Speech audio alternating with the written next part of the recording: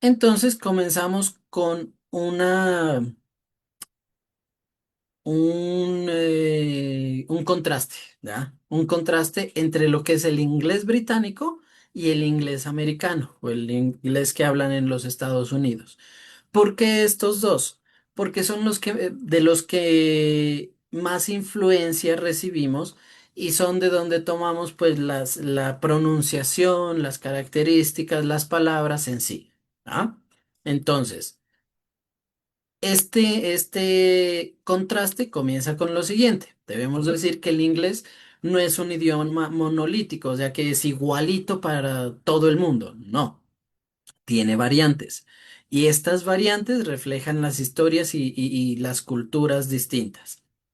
El inglés británico y el americano tienen diferencias en vocabulario, en gramática, en pronunciación y en sus usos sociales.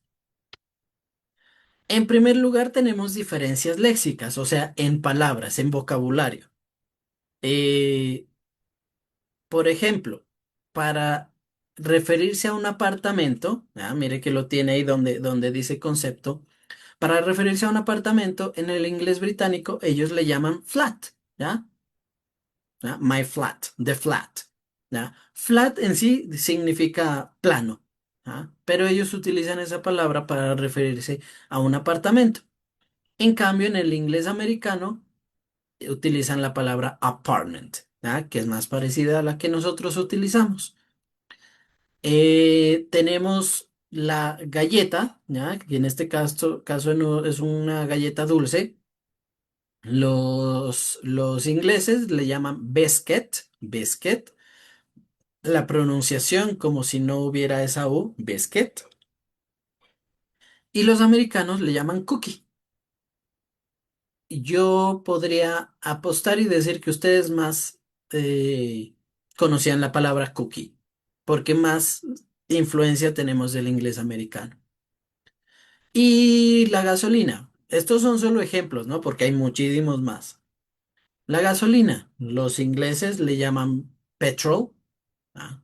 Que para nosotros se nos parece al petróleo, petrol, pero ellos se refieren a la gasolina. Y en el inglés americano le dicen gasoline. ¿Por qué lo escribí ese all-in entre paréntesis? Porque en el lenguaje informal y cotidiano ellos simplemente le llaman gas. ¿Ah? Y ese gas también es gas, pero pues obviamente dependiendo del contexto en el cual se encuentre, usted ya sabe o va a identificar si están hablando acerca del gas o de la gasolina. ¿Ah? Entonces mire que es inglés lo que se habla, pero unos le llaman de cierta forma a una cosa, otros le llaman de cierta forma a la otra. Asimismo como pasa aquí en Colombia. Aquí han salido memes y cosas eh, que nosotros, y cuando hablo de nosotros me refiero a los pastuzos. Nosotros conocemos tres tipos de perico, ¿ah? O cuatro de perico, ¿ah? El perico, que son los huevos revueltos con tomate y cebolla.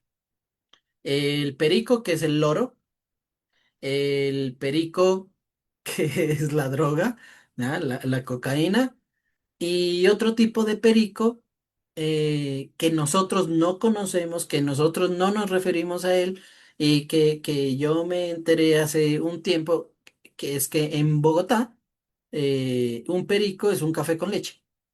¿Ya? Entonces son diversas maneras de llamar a la misma cosa dependiendo pues de dónde está usted, ¿ya? De su cultura, de su tradición, de su región, ¿ya? Entonces, en primer lugar, tienen diferencias léxicas. Hay una simplificación en algunas palabras en el inglés americano. ¿Por qué simplificación y por qué especifico en el inglés americano? Porque pues el inglés original viene de allá de Europa, viene de allá de Inglaterra, del Reino Unido. Allá ellos a la palabra color le ponen una U. ¿Ah? La pronunciación color, color, color. Bueno, no sé, yo soy malísimo, bueno, no puedo pronunciar tanto el inglés británico, pero pues tiene esa U, ¿ya? En cambio en el americano es color y ya, le quitan la U, pronuncian la R bien, ya, color. Lo mismo sucede con la palabra centro. En el inglés británico, usted tiene ese center con RE. En el americano, center, ER. La pronunciación es la misma.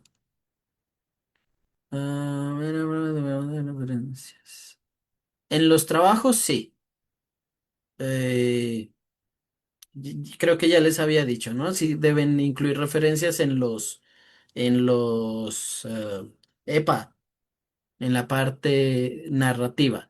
En la infografía, obviamente, como tenemos que ver como tiene que ver con cultura, si usted hace algún tipo de investigación que tenga que ver con eso, ponen las referencias. ¿Ya? Sí, siempre hay que utilizar las referencias. Así diga, no, es que todo esto es producción mía, siempre hay que tratar de apoyarse en algo que usted investigó. Entonces, si incluyamos una o dos referencias, tampoco vamos a llenar la infografía de referencias.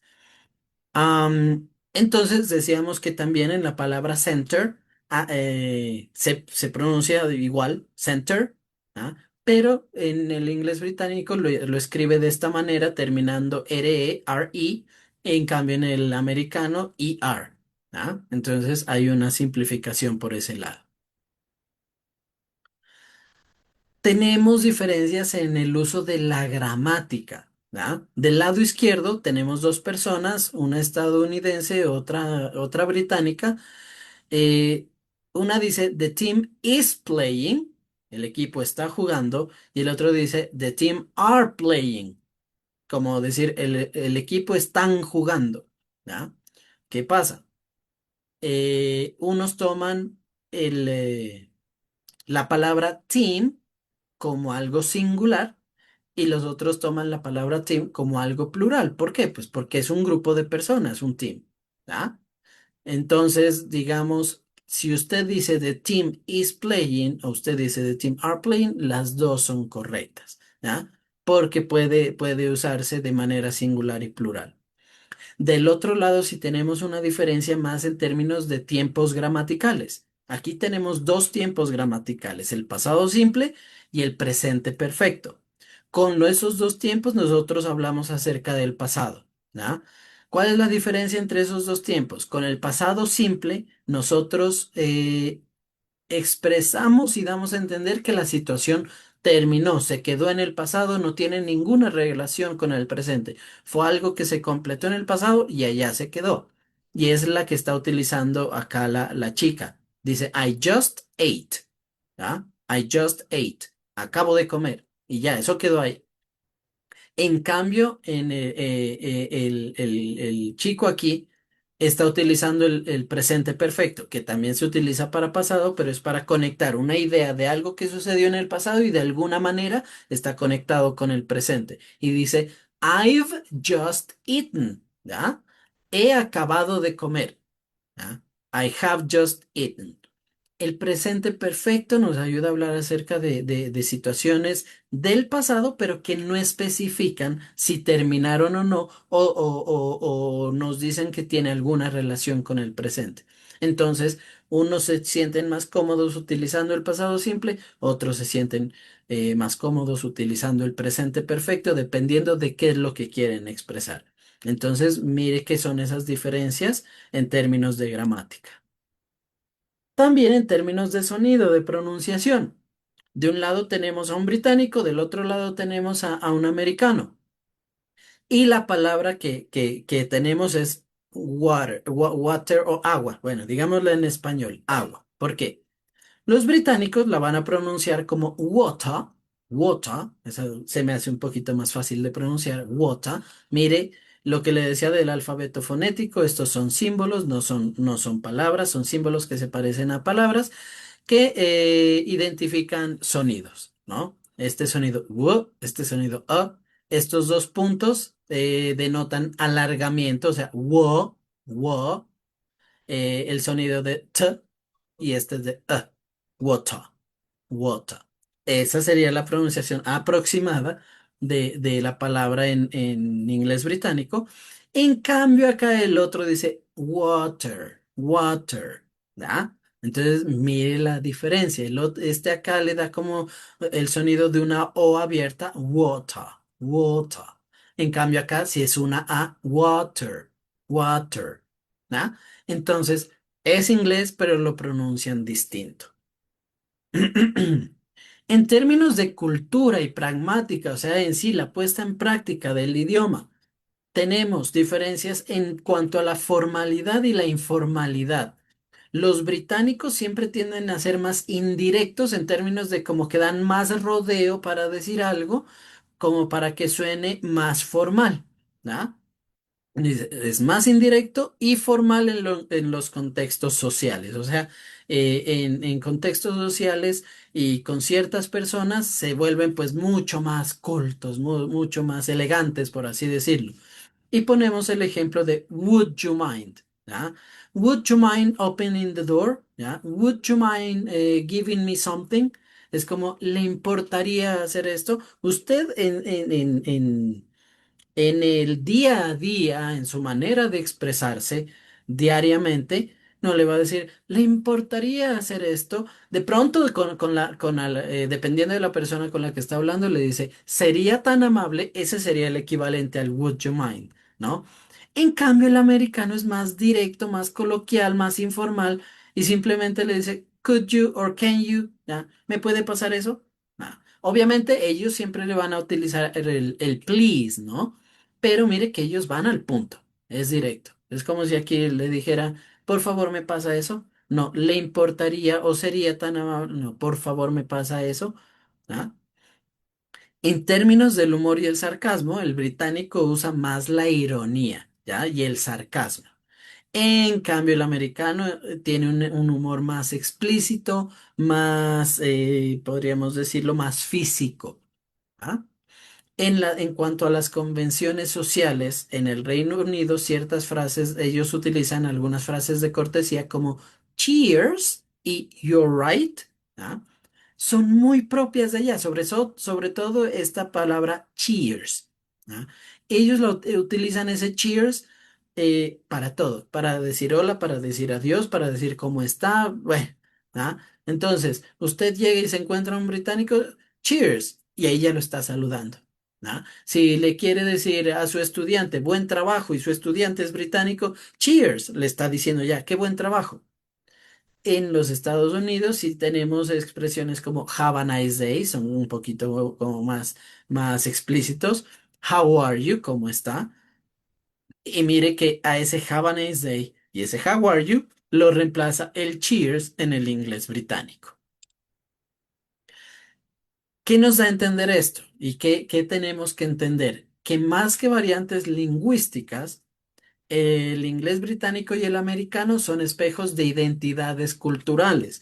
Ellos no utilizan esas formas porque sí, o porque son ingleses o británicos en el sentido de nacionalidad. Simplemente es por la historia, por toda esa tradición que ha permitido la evolución de sus lenguajes. Esta evolución continúa ahora en la era digital, pero pues mantiene esas raíces históricas que las caracterizan. ¿Ah? Eso por un lado, ¿ah? Ese contraste entre el inglés británico y el americano. Es muy cortico porque son en sí las diferencias que podemos encontrar entre los dos. ¿Hay alguna pregunta, algo, alguna duda, algo más que le interese saber en cuanto a esta diferencia?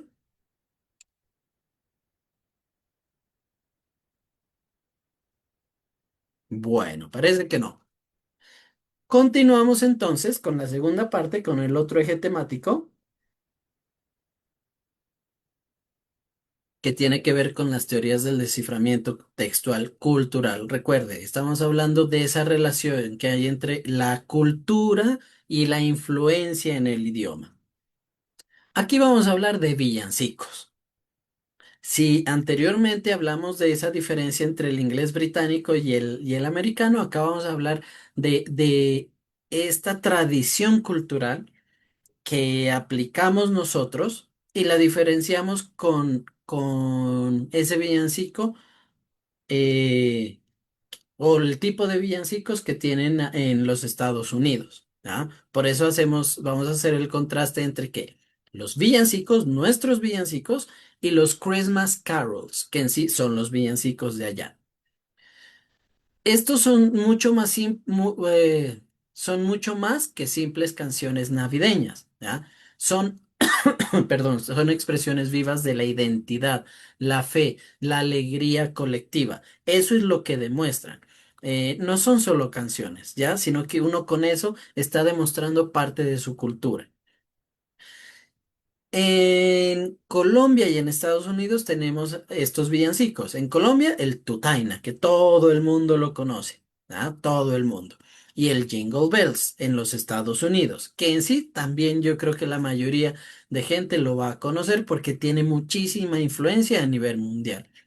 Estos trascienden su función musical y se convierten en símbolos culturales que reflejan los valores históricos, las tradiciones y las formas de celebrar la Navidad. John Blacking dijo que la música no es simplemente arte, sino que esto es producto que es culturalmente situado, ¿ya? Esto refleja y moldea las estructuras sociales. Esta perspectiva es fundamental para entender cómo estos villancicos, el Tutaina y el Jingle Bells, han evolucionado desde ser unas simples expresiones locales que empezaron a cantarlo en algún lugar, ¿ya? Y se volvieron nacionales y tuvieron influencia incluso mundial, ¿ya? Comenzamos con el Tutaina. Sabemos que Tutaina es una canción que, si no todos, la mayoría cantamos en Navidad. Es una canción navideña tradicional. Se cree que esta viene desde España, ¿ya? Pues es como lo más obvio, por así decirlo, porque pues la religión española viene de España y esto está influenciado por la religión. Entonces, lo más seguro es que viene de allá, allá la escribieron. Pero se ha arraigado muchísimo en nuestra cultura navideña, ¿no? Se canta durante las fiestas de diciembre y se la canta especialmente en las novenas de Aguinaldo. Tiene un ritmo alegre y festivo. O sea, hablando en términos musicales, tiene un compás binario ternario, que es típico de los villancicos. Invita al baile y al canto grupal, acá más que todo al canto grupal. Suele acompañarse con instrumentos como panderetas, guitarras, los tambores, las maracas, ¿ya? Cualquier cosa que que le ayude a uno a llevar el ritmo. La letra es sencilla y es repetitiva, por eso se hace más sencillo de aprender. Esta habla del nacimiento del niño Jesús. ¿Ah? El tutaina tuturumaina son onomatopeyas, o sea, son sonidos trasladados a palabras escritas, ¿no? Que me imagino que tienen que ver como con el golpeteo a los tambores o algo así. Es lo que yo me imagino. ¿Ya? Yo sé que es un sonido onomatopéyico, que esas palabras en sí no tienen significado hasta donde sé, y por eso se hacen fáciles de memorizar. Incluye versos, este villancico incluye versos que aluden a la Virgen María, a los pastores y la adoración al recién nacido. O sea que, ¿qué? Esto es netamente religioso. Se usa en celebraciones religiosas y populares. Lo cantamos en novenas, en fiestas, en algunas regiones, ¿tá? Por ejemplo, acá, viniéndonos acá, se adapta con los ritmos locales. ¿Ah? Le pueden hacer adaptaciones dependiendo del ritmo que tenga. Lo pueden hacer bambuco, lo pueden hacer porro, no sé si pues lo pueden hacer cumbia, ¿ya? Dependiendo de dónde se lo haga. ¿Y por qué es tan popular en Colombia? Porque tiene una melodía súper pegajosa, ¿ah? Aquí se vive con fervor por lo que tiene que ver con religión y la gente aquí todavía es muy religiosa.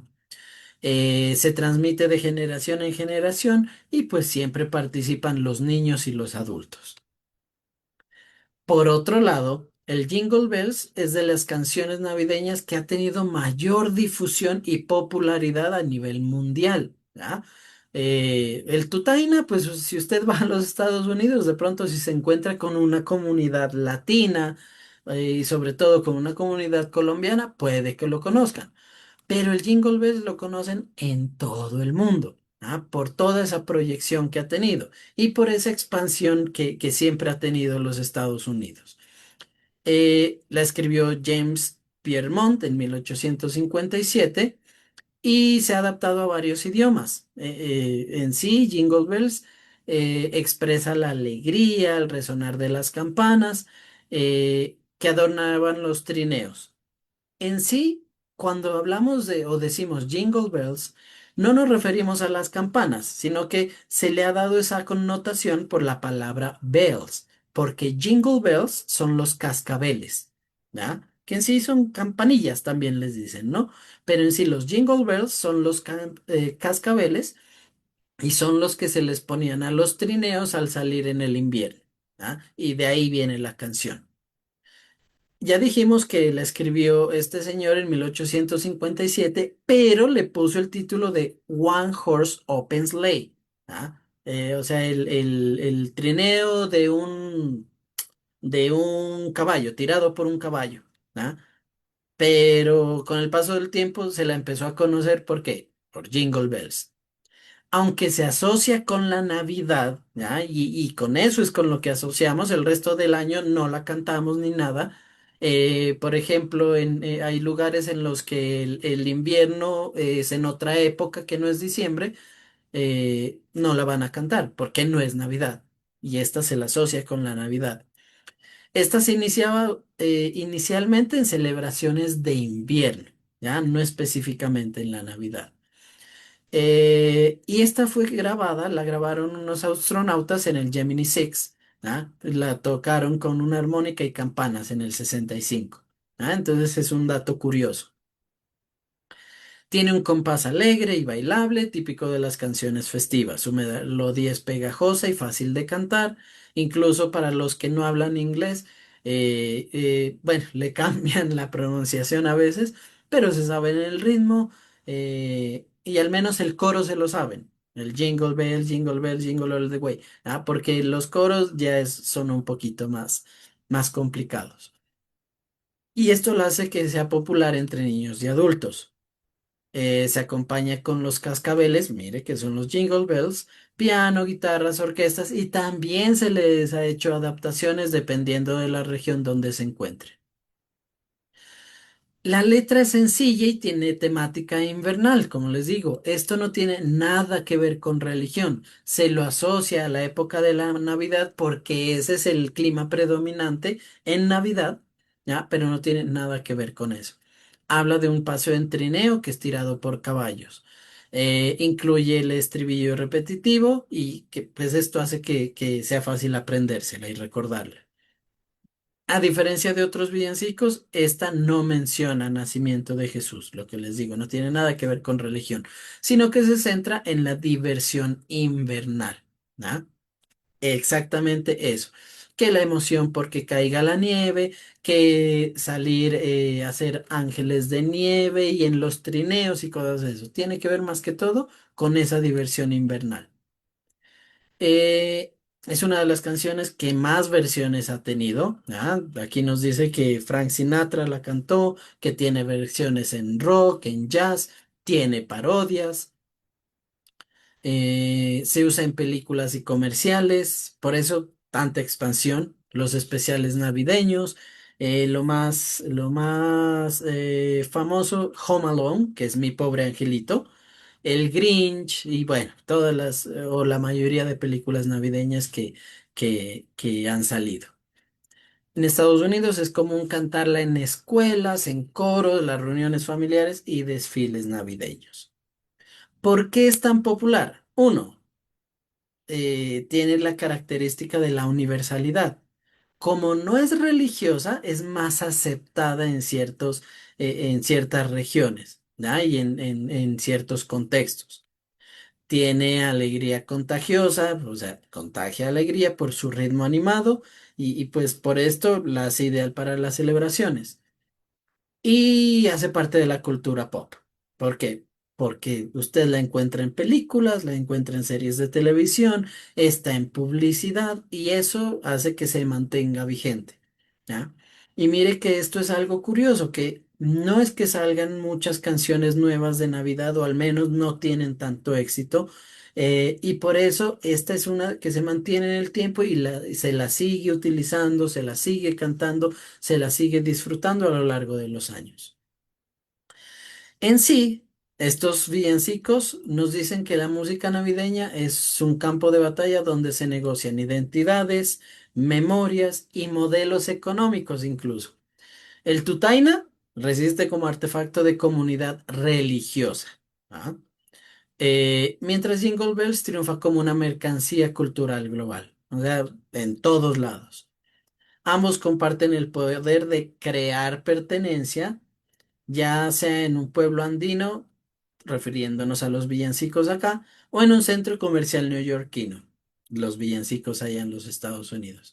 Y esto demuestra que la Navidad, en última instancia, es un espejo de lo que somos como sociedades, ¿ya? Cada uno la celebra dependiendo de las tradiciones que ha seguido durante pues todos los años que ha estado aquí, dependiendo de la región en la que se encuentre. Entonces, ese sería pues el contraste que tiene que ver con lo cultural, ¿no? Entre el villancico del Tutaina y el villancico del Jingle Bells. Y finalizamos por acá con algo que tiene que ver con lo cultural, pero que está supeditado a la parte climática, ¿ah? Entonces, ¿qué es lo que vamos a ver aquí? Vamos a ver aspectos culturales a través del contexto en el que se está. Contexto, llámese el lugar y el momento.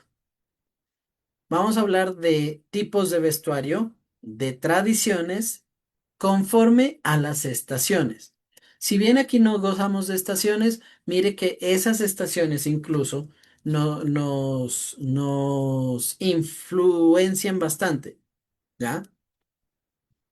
Entonces, para la comprensión de las manifestaciones de textos culturales y el reconocimiento del lenguaje verbal y no verbal es necesario conocer los tipos de vestuario, clothing, tradiciones, pues, que son las customs o costumbres, que se utilizan en diferentes contextos y temporadas. Temporadas o estaciones son las seasons, ¿ya? La vestimenta es una forma de lenguaje no verbal. Usted comunica muchas cosas con su vestimenta. Dice de dónde es, en qué temporada está, si está feliz, si está triste, si anda con ánimos de rumbear, etcétera. ¿Ya? Por eso lo tomamos como una forma de lenguaje no verbal. Con la ropa expresamos personalidad, pertenencia a grupos sociales y decimos cómo es nuestra cultura. El invierno. Comenzamos con el invierno, que en inglés sería winter, ¿ya? Winter. Which season is winter? El invierno es la estación más fría. Bueno, ya acá no gozamos de eso. Decimos que tenemos épocas de invierno en las que hace mucho frío y que llueve muchísimo, ¿ah? Pero por acá, sí, mucho dependiendo del frío, ha llegado a granizar, ¿no? Que es que se congelen pero no al punto de que nieve. Es fría, es oscura y se da en los lugares que están más cerca a los polos, ¿no? Ocurre después del otoño y antes de la primavera, específicamente va del 21 de diciembre al 20 de marzo. Donde sucede o pueden vivir el invierno, ellos aprovechan para pasar tiempo con la familia. Recuerde que esto es como época de celebrar el invierno, ¿ah? ¿Y cómo lo celebran? Con familia, con amigos, se reúnen. Esto no lo hacen afuera en su mayoría, sino dentro de sus casas, a tomar bebidas calientes. Bueno, depende de la tradición que manejen. Las tradiciones más populares en el invierno y tomando como referencia los Estados Unidos y Europa son, primero, el Día de Acción de Gracias, el Thanksgiving, en el que es lo más popular, que es el pavo, ¿no? El pavo y que el dulce el dulce de calabaza y que las frutas, que la mermelada, bueno. La explicación o la razón o la tradición del Día de Acción de Gracias supuestamente es un día que se sentaron a comer juntos, tanto conquistadores como indios, y lo hicieron así en paz y amor. ¿Ah? Ese es el cuento y esa es la tradición. Los villancicos, allá también cantan villancicos, pero no lo hacen cuando se reúnen. Ellos no rezan la novena, sino que los villancicos se los hace hasta donde se los hace en la víspera de Navidad o el día de Navidad y los cantan grupos de personas que van casa por casa, pues cantándoles villancicos. Y la tradición es que se les dé, no sé si les darán dinero, pero les ofrecen bebidas, les ofrecen comida. El Black Friday es una tradición netamente de los Estados Unidos y es lo más capitalista que puede haber, ¿ah? Porque se trata de que le hacen rebajas a los productos y literalmente la gente se mata por ir y comprar esos productos. ¿Ah? Allá el Black Friday sí es Black Friday, porque sí le rebajan los precios a los productos, no como acá que lo que hacen es subirle y decir que le están rebajando. ¿Ah? ¿Y ese viene de qué? Ese viene de la parte de la historia negativa de los Estados Unidos, porque el Black Friday era ese día siguiente o la noche, la madrugada siguiente del Día de Acción de Gracias, en el que vendían más baratos a los esclavos. La Navidad, pues ya todos conocemos la Navidad, solo que esa Navidad que celebran allá no es la misma Navidad que celebramos acá. En sí, ellos le llaman Navidad, le llaman Christmas, porque se refiere al nacimiento de Jesucristo, pero pues ustedes allá no van a ver un pesebre. ¿Ah? No van a ver un pesebre. Los católicos puede que lo hagan, van a misa de Navidad, pero en sí la mayoría celebra la Navidad como el arbolito, la cena, las luces y los regalos. Ellos acostumbran a escribir cartas a Papá Noel, acá escribimos cartas al Niño Jesús y tenemos la celebración de la víspera de Año Nuevo, que prácticamente es la misma, de reunirse con la familia o con amigos, comer, beber y pasar el Año Nuevo juntos. Y esas serían las tradiciones en invierno. Aquí tenemos ejemplos de qué tipo de ropa se usaría en invierno. Pues ustedes miran prendas abrigadas, prendas en materiales que abrigan. ¿Ya? ¿Para qué? Pues para cuando se salga, pues que a uno no le haga frío. Se utiliza abrigos, los gorros, las bufandas, los guantes, etcétera. Eh, Recuerde que con esto usted expresa. Es una manera no verbal de expresar en qué lugar está, en qué situación está, ¿ya? Eh, lo que va a hacer usted con esto en sí, con esta información específica de esta diapositiva, es simplemente cuando la revise, tratar de aprenderse el nombre de esas prendas de vestir. ¿Por qué? Pues porque esas también hacen parte de los VICs, ¿ya? Porque es algo del día a día eh, y los va a necesitar en algún momento para transmitírselos a sus estudiantes. Continuamos con Spring, que es la primavera. ¿Ah? Which season is spring? La primavera es situada entre el invierno y el verano. Eh, Esta se caracteriza por el aumento de las temperaturas, porque mire que viene del invierno, el spring, llega un momento que deja de hacer tanto frío, empieza a subir la temperatura poco a poco y debido a eso empiezan a resurgir o a florecer las plantas y todo, ¿ya? Esta va del 21 de marzo al 21 de junio. De lo que se acostumbra a hacer en la primavera son actividades al aire libre, más que todo, salir en bicicleta, salir a caminar, arreglar su jardín, pues porque empieza a florecer de nuevo, hacer picnics, cosas al aire libre. ¿Por qué en primavera? porque ya no hace ni mucho frío y no está haciendo tanto calor. Entonces se hace más cómodo para las personas. Tenemos estas tradiciones. Uno, el día de San Patricio, Saint Patrick's Day, el que tenemos aquí en la esquina superior izquierda. Este día de San Patricio ha sido algo que no han adaptado acá todavía, pues directamente, ¿no? ¿Cuál es la tradición el día de San Patricio? Beben a morir. ¿Ah? ¿Por qué? Porque viene de una tradición irlandesa, ¿ya? Y pues los irlandeses tienen fama de tomar mucho trago. Toman cerveza, toman whisky, toman todo el trago que quieran, se emborrachan y andan vestidos de verde. Si usted no se viste de verde, tiene que pagar una penitencia o lo pellizcan. Son ese tipo de tradiciones. ¿Por qué digo que acá no la han adaptado? Pues porque en sí, un 17 de marzo, pues usted no va a celebrar nada, ¿no? Pero cada fin de semana es un San Patricio en todos lados. Tenemos los huevos de Pascua que se hace en Pascua. ¿Ah? ¿Cuál es el propósito? Simplemente eh, hacen pintar o compran los huevos ya pintados o los pintan los niños, los papás los esconden y los niños tienen que buscarlos y encontrarlos, no más. Tampoco es una festividad religiosa. La Pascua acá, que es el Domingo de Ramos, ¿cierto? Y creo que es la semana siguiente. Ah, no, Domingo de Ramos es el anterior y luego es el Domingo de Pascua. El Festival de Cerezos en Flor, la verdad, vi que se celebra en primavera, me imagino que es porque los cerezos están bien cargados y son hermosos, pero en sí no sé qué será lo que hacen. El Festival de Coachella, que es un festival artístico y musical, y el Día de la Tierra.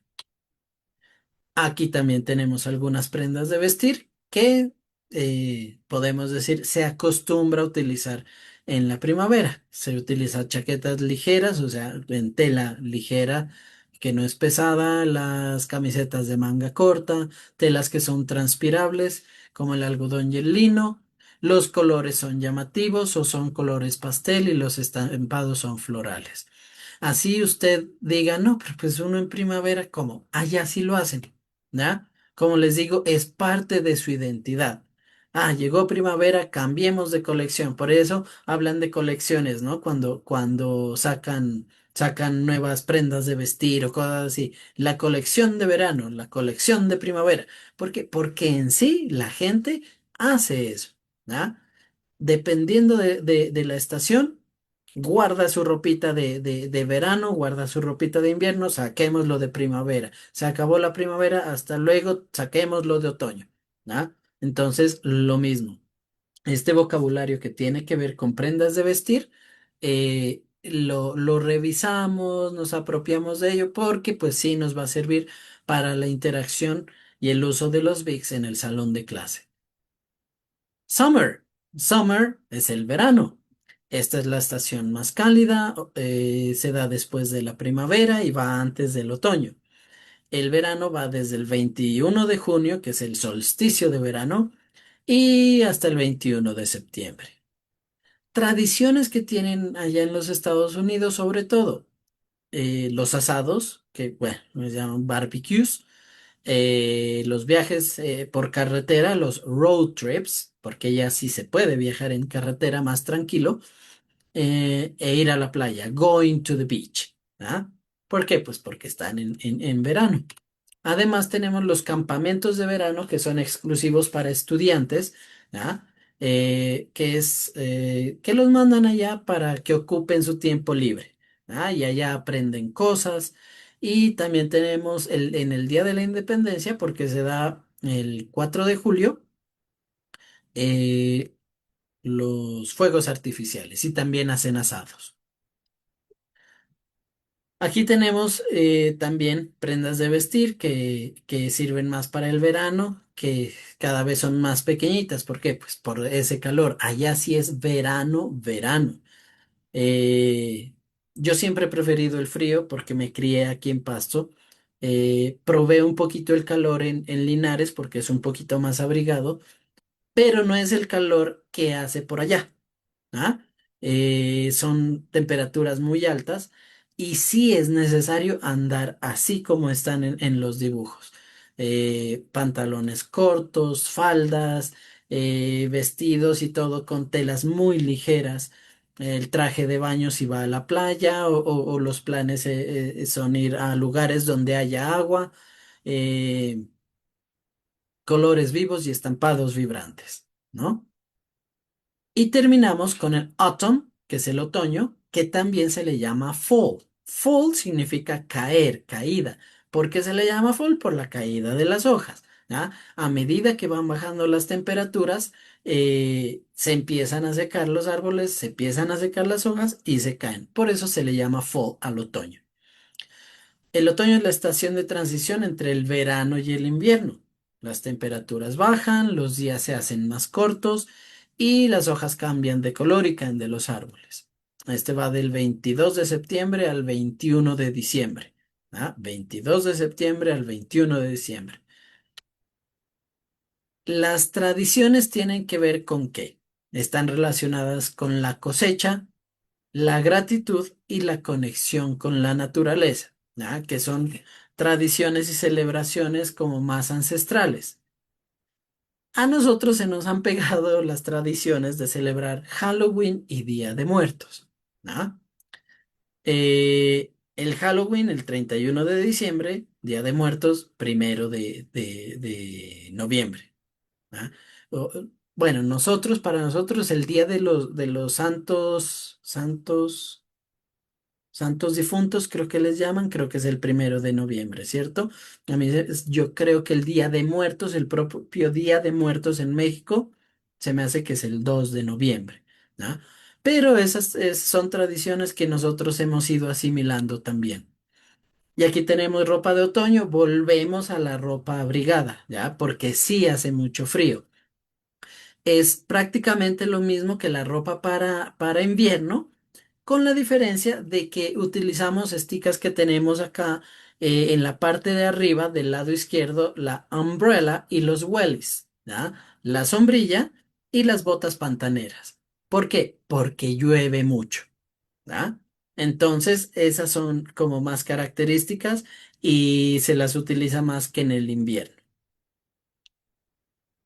Entonces, mire que en esta pista 2, lo que vimos fue la influencia de la cultura, las tradiciones que tienen sobre todo estos otros lugares, los Estados Unidos, Inglaterra o el Reino Unido, a cómo conocemos nosotros y a cómo